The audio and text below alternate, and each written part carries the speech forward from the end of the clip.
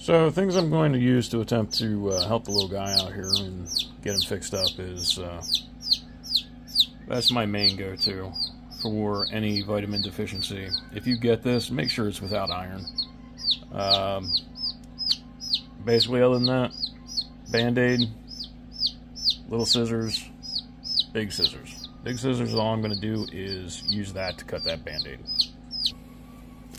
So excuse any mess you see on the floor here. I have been doing hatches, so now there's quite a bit of eggshells and things like that. I don't know. Alright, so the Band-Aid, decent sized Band-Aid. I can't tell you what size it is. I'm not sure. It'll depend on the size of your chick. Doesn't matter that it's CVS. I do not prefer to use CVS. I prefer the Band-Aid brand. Just because it sticks a little bit better, but I do use these if I have chicks with feathers on their legs, just because they do come off a little bit easier using a little alcohol wipe or something like that to try and get the glue off. So anyway, I'm going to cut this Band-Aid in half long ways.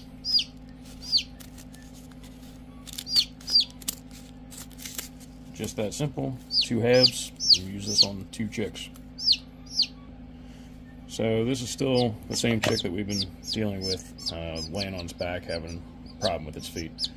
So what you're going to look at is which way the legs are turned. So if they're turned out, we're going to put the Band-Aid a little differently than if the legs were turned in. So if the legs turned out, or, sorry, I'm going to fight him a little bit. So if it is turned out, we're going to put the Band-Aid, well, we put the Band-Aid on the top side of the legs. That's if he's laying on his back here. So, laying on the back, and like I said, this is going to be rough because he is going to be fighting me. Because his legs are turned out this way, on top of the leg. That way, when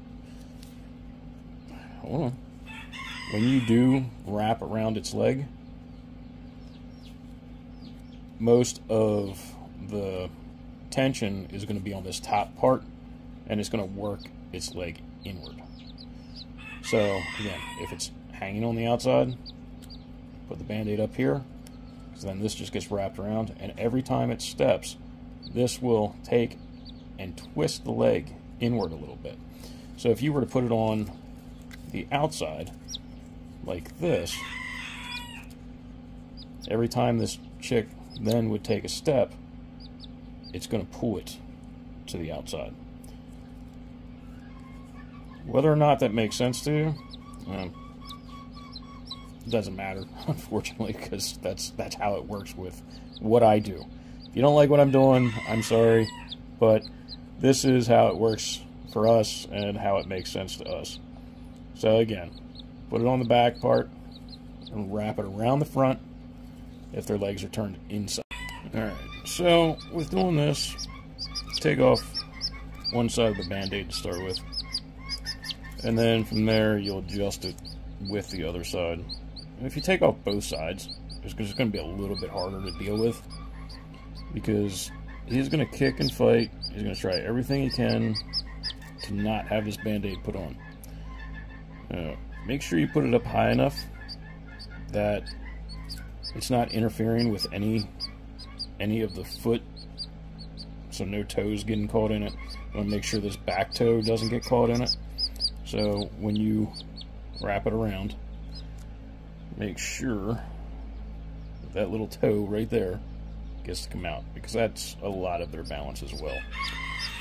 Now, there's the one side. Just connecting it, just like that.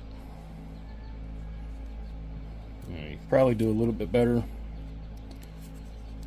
than I did. I'm going to readjust it. Okay, just readjusted it a little bit. So doing this, as I said, you're going to have that Band-Aid wrapped around to the front of the legs this way.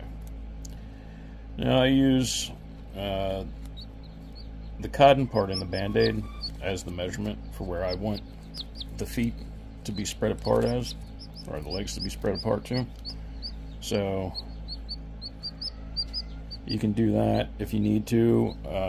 If the legs need to be a little bit wider, you know, you can definitely adjust to it. You can get a different Band-Aid, larger Band-Aid, smaller Band-Aid, Bantam-sized chicks. I tend to use the smallest Band-Aid they have, and that's usually big enough for the Bantams. But these bigger guys tend to need a longer Band-Aid. There we go again. Just making sure we have that toe out. Now that it's adjusted like that, we're good there. You can cut this part off. It's a little sticky if you want to. You definitely don't have to. But this is all you got to do with a splay leg.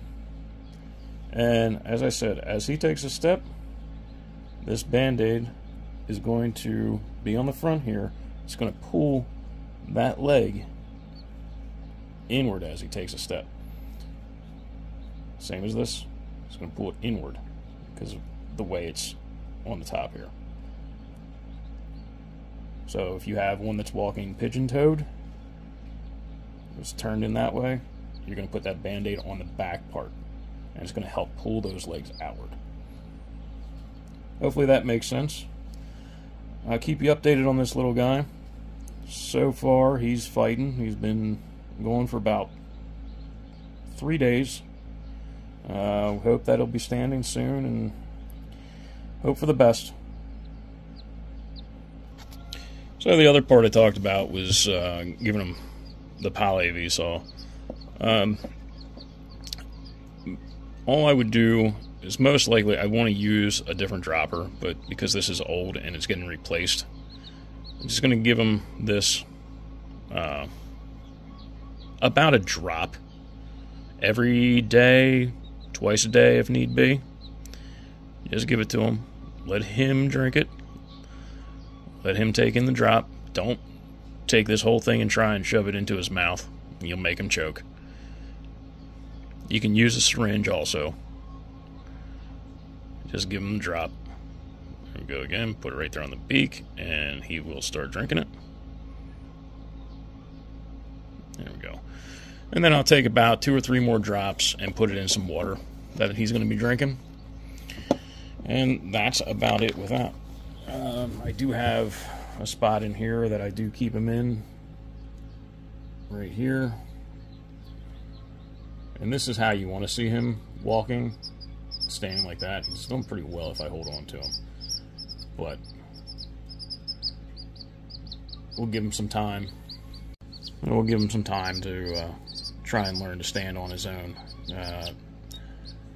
Hopefully we'll have him going shortly enough to see a lot of tiptoeing that'll happen. So, as long as they are eating, drinking, you can force them to drink a little bit. You can force them to eat a little bit. Just be careful with giving them too much and having them choke on it. You can cause some aspiration or something like that. The vitamins are the big thing in this because you're going to try and get them to be a little bit stronger. And this is actually all I'll do. After this, I'm going to put the top on here and put him back in the incubator and just let him be in there by himself for a little bit, get himself oriented, and get his feet underneath him. So we'll see how this goes. I will update you if there's any change.